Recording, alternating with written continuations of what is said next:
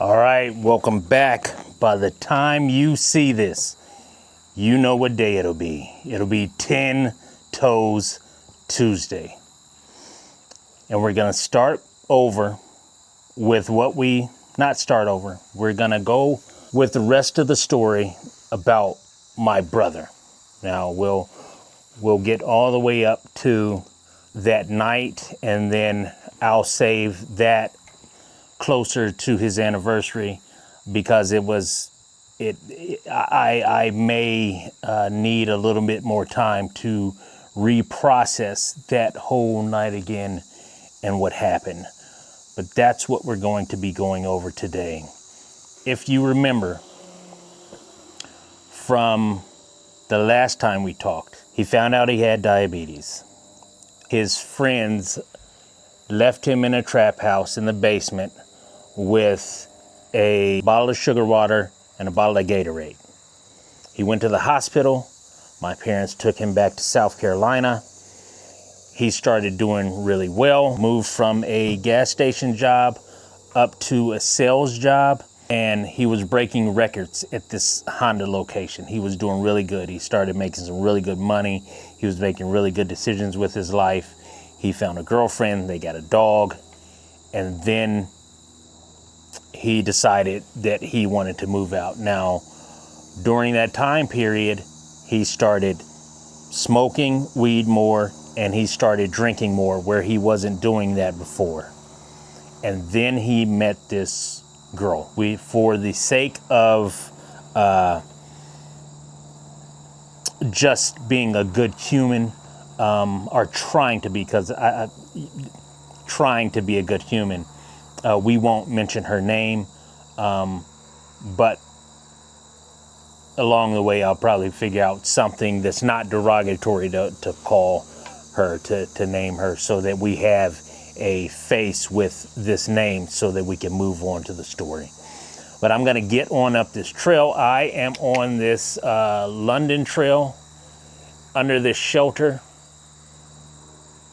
and it is about a half a mile back to my car, and this way will take you to Cincinnati. You're in the direction of Cincinnati. If you went a couple, probably 3, 4, 5 miles down the road, you'd be in a little town called South Charleston. So let me get out of here and finish my walk, and then we'll come back and we'll finish the rest of this story. I'll see you guys in just a few minutes. So he found this girl that he really liked. He left his girlfriend. They got into a fight. I think something was going on with both of them. I'm not sure if you guys can see me. Hopefully you can. But he left his girlfriend. He was still working at the Honda place. Once he left, he started having problems on his job. He was already having problems with the old girlfriend, but he started immediately having problems with the new one. But you know how love is sometimes. You're caught up in that emotion of something new. You're caught up just in the newness of everything. You know, new sex, a new person, new thoughts, new ideas. You have endless amount of things to talk about. Nothing seems old and stale, and you really haven't become yourself. You're not being truthful most of the time, I've found, because, and what people do is they kind of, you want to give them your best side. So they were giving their best side for a little bit. Everything was going great. I was talking to him every day, and then that slowly started to dwindle down. Now, it went from every day to about 3 times a week, 3, 4 times a week. He would say that he was really tired, that he couldn't wake up in the morning for their alarm. And I'm like, well, you know, just get up or have her wake you up. But she was having issues at her job as well. They both weren't getting up. I'm still not putting 2 and 2 together at this time. And something was just off. He had written up, and then he got a second write-up. and then they told him if he was going to be late, he was going to be fired. But let's back up a little bit. So the newness had wore off in 6 months. I think this relationship lasted just about a year, maybe a little over. What he was doing was he was still trying to be a good person. When he moved in with this other girl, he had moved out of the apartment with his girlfriend and moved in with this new girl. He starts, after 4 or 5 months, she's asking for things. And he's like, okay, baby, I'll get them for you. And he starts helping with the rent. He starts helping with the car payment. He starts helping with all of these bills, and it becomes exhausting because now he's realizing that all the great things that she said she was and is doing and things are kind of a facade, a muse. She was behind on her car payment. She was behind on her house payment. And I should have known then, but I'm just thinking she's bad with money. But they're always going out to eat. They're always doing something. It was always a trip. And when we did talk, he would let me know about these concerns. And I'm like, man, hey, you may want to think about, not pursuing this and possibly, either making up with the old girlfriend or going back to my parents' house. No. It's okay. I'll get her bill straight and then we'll go from there. He's done this with 2 or 3 different women. And I'm sorry if this is dark. I have a light on in front of me and it looks dark in this camera, but we're still gonna continue. So forgive me for that for this video.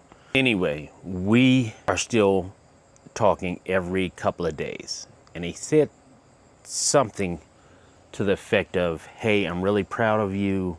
You've done really good with your life. I just want to let you know that I love you.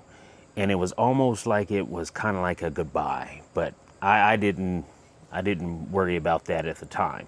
Every so often, every couple of weeks, she would call me or she would answer the phone right before I got up. Sometimes it would be 4 in the morning.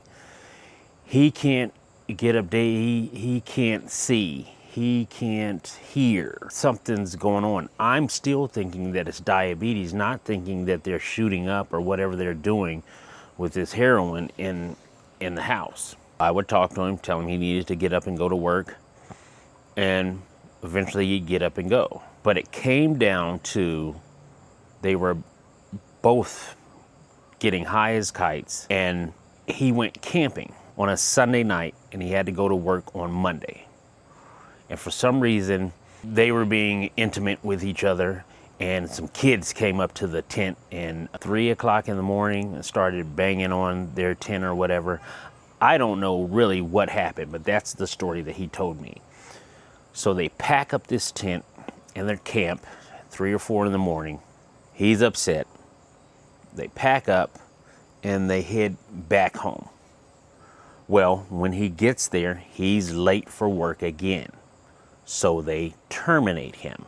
And she goes in and she works that day, I believe, and then they terminate her. So now they both don't have a job. They ended up selling a bunch of stuff. I would always give him these nice things or buy him nice things. And the stuff that I had purchased for him was sold. I knew that was being sold. And they opened up some booth at a flea market and they were selling things. And they were actually doing pretty good, but I think they got $300 or $400, a day at this flea market. But it was being smoked up or shot up or whatever it was, and that was the true beginning of the end and the demise. He couldn't keep up with the bills. She's about to lose her house and her car, which means he's really going to have to make a decision. And it just really went downhill from there. I had called him a day before and we had talked. The day before everything happened. And they were in a fight. And there was some, he wouldn't tell me what was going on, but she had done something. I don't know if it was another guy. I know it has something to do with another guy talking to her, or she was texting back or texting this other girl or something, but something was going on. This other guy, but something was going on. And you know how they say, How it begins is how it will end. I don't know exactly when they started doing these drugs or when he decided to relapse, but it happened within that last 6-month period. Now, he was still smoking, he was still drinking, but the drugs, when I started noticing a change, was the last 6 months period of his life.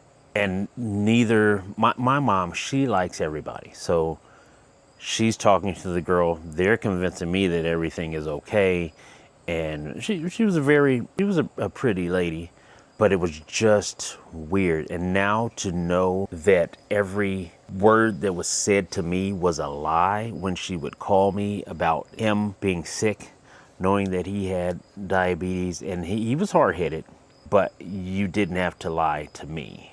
That night, they had a fight. My parents went out of town to celebrate their anniversary. They were way up in the mountains, had very poor reception, and they needed someone to. They have this guinea pig, or had this guinea pig name. I think the pig's name was Roxy or something. Guinea pig's name was Roxy, and they would feed this guinea pig. Well, he would go to the house to feed the guinea pig. That was one of the fights. I never really found out exactly what that fight was about, but I know that they had a fight hours before he died. And I know that they picked up some drugs hours before he died. Just to shorten this and make this even legible for you guys to keep watching until next Tuesday, I'm going to end this because I'm starting to get a little bit upset. And I think that's natural. It's not fresh, but retelling everything and reliving everything and trying to articulate what happened without using profanity, keeping people's names out of it, and just giving you a overview of how I've seen the drug user operate. It upsets me because none of this had to happen. It's not all on him, but it is on him because he's the one at the end of the day that decided to continue to take the drugs. I'm gonna leave you with this 10 Toes Tuesday with that. Next, it'll either be this next Tuesday or the Tuesday after. We're getting into it. We're gonna talk about that night, and I will try to give as much detail as possible of that. And then we'll talk about the aftermath of what happened. Hell, after he died, health problems really started happening for my parents. My dad had to go to the hospital. My mom's trying to keep it together. And she actually came for the memorial service. And that was wild. And I forgive her for her part in it. And I have no ill feelings towards her. However, if she is watching, this has to be told. I even forgive you for all the lies you told. But just because I forgive does not mean that I forget. And it doesn't mean that that'll happen again. I don't wish this upon anyone, to have to lose a family member like that and then everybody's lying and covering it up. So until next time, and you know there will be a next time, please be safe out there. The world we live in that has really changed, and not for the better. So I'm out.